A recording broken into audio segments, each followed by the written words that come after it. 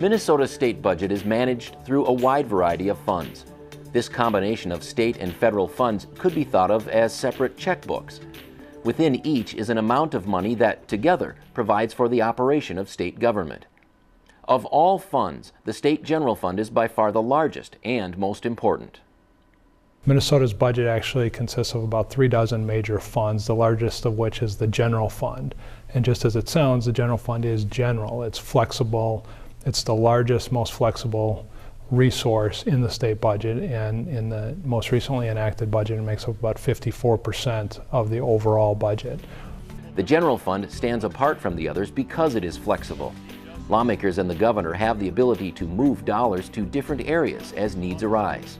Economic circumstances change, priorities change, and being able to react and allocate money to meet priorities is an important function of the budgeting process that the legislature and governor engage in. Additionally, the general fund is the predominant focus of the budget debate at the Capitol every 2 years when the biennial budget is enacted. The general fund, different than dedicated resources, needs to be actually actively acted upon. The legislature sets a 2-year appropriation law, and that law needs to be enacted with the signature of the governor every 2 years.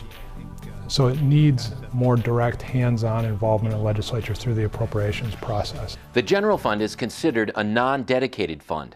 Its flexibility allows lawmakers and the governor to use this money for practically any state government need. The other funds that make up the balance of the state operating budget are considered to be dedicated. These include revenue from state and federal sources. Money is essentially deposited into these funds for specific purposes. For instance, the state receives money from the federal government for Medicaid payments or highway construction, while other state dollars are dedicated for things like the Healthcare Access Fund or natural resources. For the most part, funds outside the general fund have a dedicated purpose. Within that fund, there's typically some flexibility, but it has a more narrow focus. A key difference is dedicated funds often are, by law, set in terms of how is the money going to come in and what may it be used for. The general fund, by contrast, the money essentially goes into a big pot. It's general in its function, and the legislature can allocate it how it sees fit. And it has that discretion and that flexibility, and does so every 2 years in the appropriations process by setting a biennial budget and then modifying it often in the supplemental budget year. When money comes into the state, it is separately deposited into the appropriate fund. Revenue placed in the general fund comes from numerous sources, but 2 areas in particular make up the bulk of the fund. The general fund, being the biggest fund in the state budget, has a number of major revenue sources, but actually the 2 largest are the individual income tax and sales tax. Between the 2 make up about 3/4 of the revenue in the general fund. There are a variety of other taxes, a statewide property tax, corporate income tax, that also contribute resources to the general fund.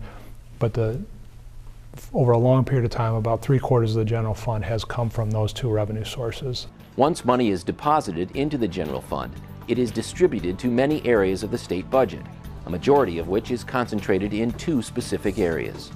About 3/4 of the state's general fund budget goes to K-12 education and health and human services. So money to school districts and charter schools through the education budget. And health and human services, most of the money in that budget area pays for health care services for individuals who are low income, elderly, or disabled.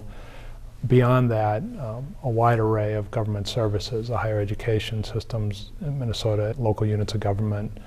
Beyond that, public safety and corrections, environmental programs, transit programs. So it really covers a whole spectrum of what state government funds. Keep in mind that the general fund is the largest of all funds that make up the state operating budget. It is not a dedicated fund, meaning it can be used for just about any state government need. And on occasion, revenue from other funds may be transferred into the general fund. Because of this flexibility, it is a major focus of the state budget process.